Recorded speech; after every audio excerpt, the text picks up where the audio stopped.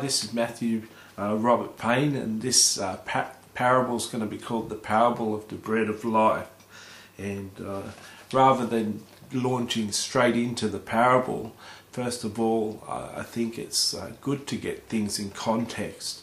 So to give a little context, this is what happened the day before this parable started. When Jesus told this parable, the day before he'd been teaching, and the people got hungry, and Jesus said, "Don't send them away." And he said, "What have we got?" And had a couple of loaves and some fishes, and he fed 5,000 men, plus the women, plus the children. About 12 to 15,000 people were fed from a couple of fishes and 5 loaves of bread. And then he sent the people away, he sent his disciples away, and he went up onto the hill and had a bit of a cry and talked to his father about how John the Baptist had just died. Then he told his disciples to come back and get him, and they were buffeted by the wind, so he walked out into the water and walked on the water, and Peter said, "Oh, if it's really you, let me walk." So Peter went for a walk on the water.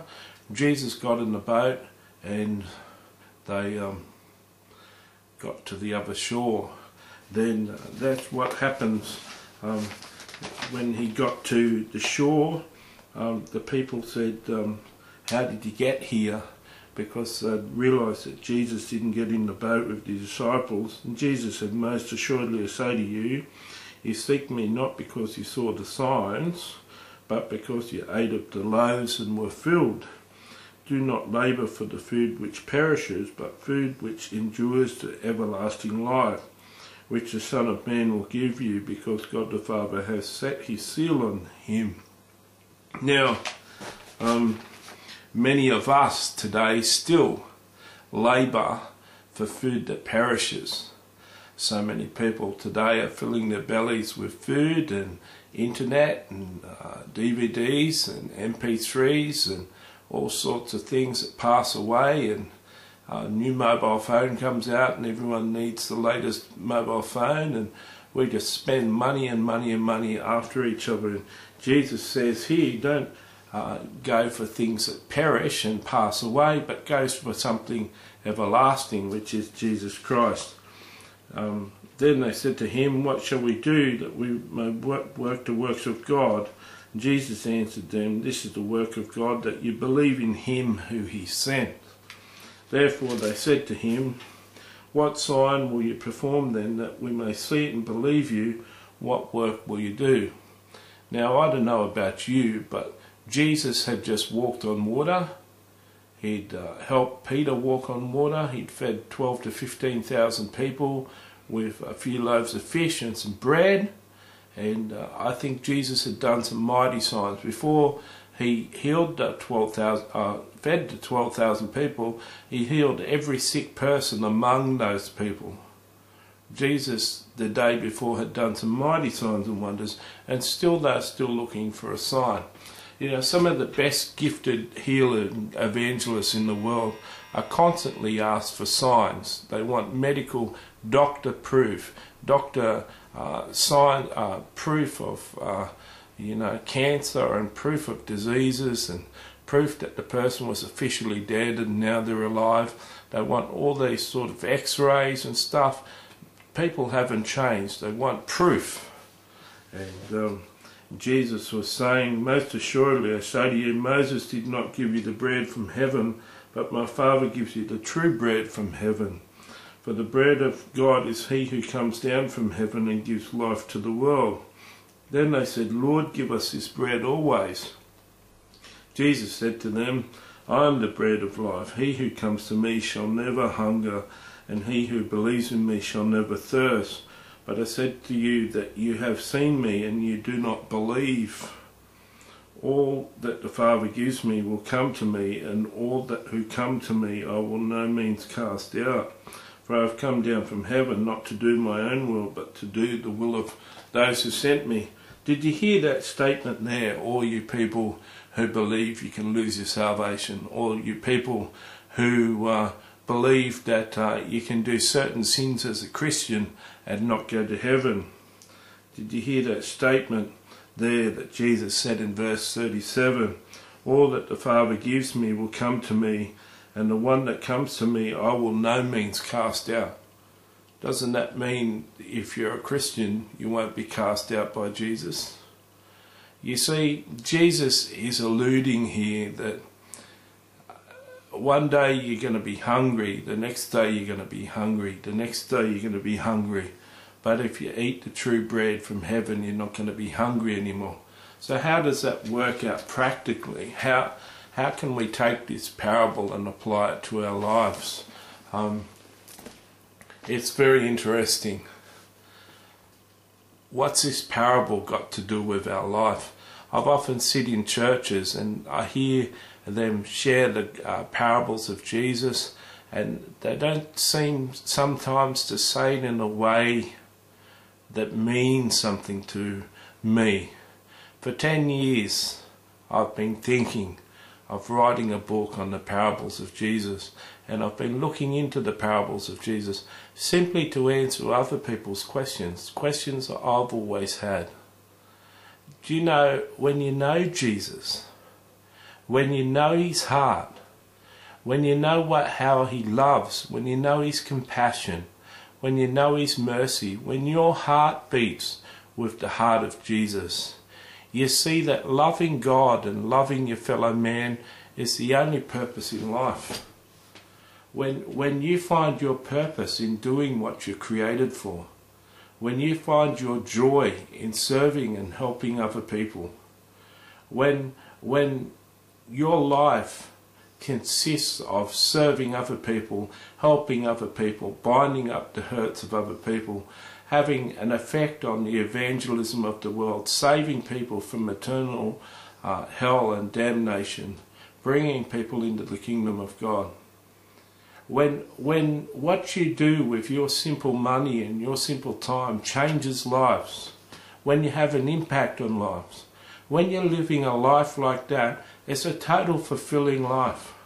People look for a new car, a new house, a new MP3, a new digital TV, a new this, a new this. When you're buying stuff, there's no end to buying. For that joy. Everyone's looking for that little burst of joy. But what sort of joy stays? What's the sort of joy that's like this bread of life that just hangs around? What is it that you can do in this world where you don't get hungry the next day? How can you consume this bread of life? What is it to this Jesus Christ?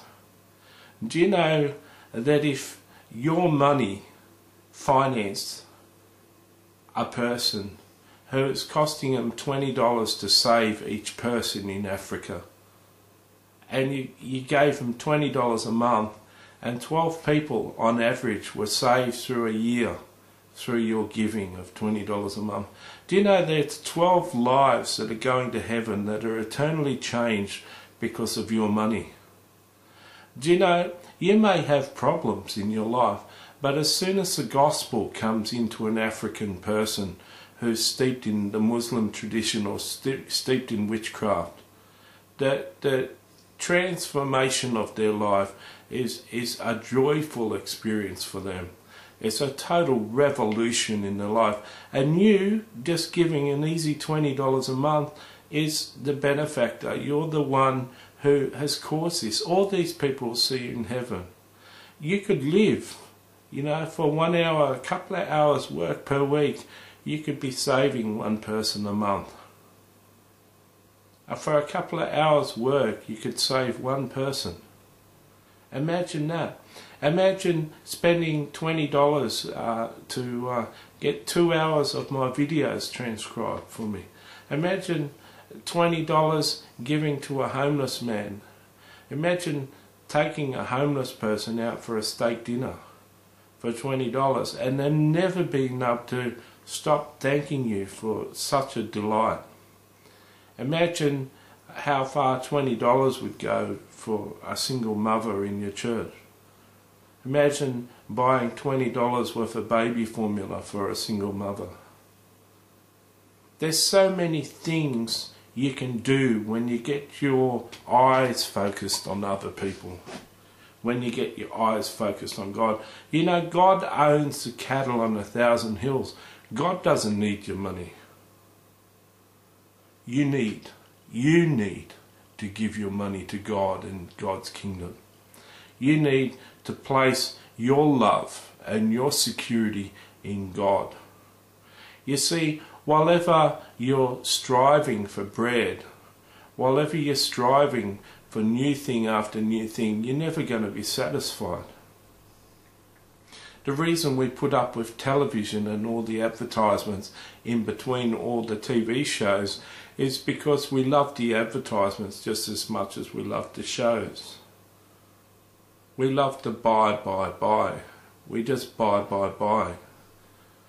We're addicted to the rush of buying. Get addicted to the rush of doing kingdom business. You know, a survey in the United States proved that only 10% of Christians knew what their spiritual gifts were. Out of the 10% who knew what their spiritual gifts were, only 10% of them were actually walking and using their spiritual gifts. That meant that 99% of Christians in the United States aren't doing what God has called them to do. Find out what your spiritual gifts are. Spend your time and money in doing those gifts. Try and find fulfillment in your life. See, when you find your purpose for living, when you find your reason for living, when you read this book or participate and watch all the videos in this series, you'll see what the perfect will of God is. You'll see what Jesus was talking about. You'll see the fundamentals of his kingdom and how to live in that kingdom. You know that Jesus always taught in parables, and the parables were a way for people to search into things deeper. Have you always wondered what the bread of life is? Are you a Christian and you're not sustained? Are you a Christian living a life where you're sad, depressed, feeling down, feeling depressed, feeling like the Christian life hasn't got everything that it was cracked up to be? Are you living with self-condemnation? Is your life steeped in sin? Have you got addictions? Have you got sins that you just can't stop doing? There's more to the Christian life than this. There's more to the Christian life than living a depressing, spending, lust-filled life, lusting after the things of the world. You can live in the world but not be of the world. You can live in the world without a lust for all the things of the world. You can live a life where you're living the perfect will of God. You're living your destiny. You can live your destiny 20 years before you've even reached the top of your destiny. You can be totally fulfilled all the way in your journey. Do you want to find that fulfillment? Much of that fulfillment, much of those lessons are found in the parables of Jesus. I encourage you to look at more of them.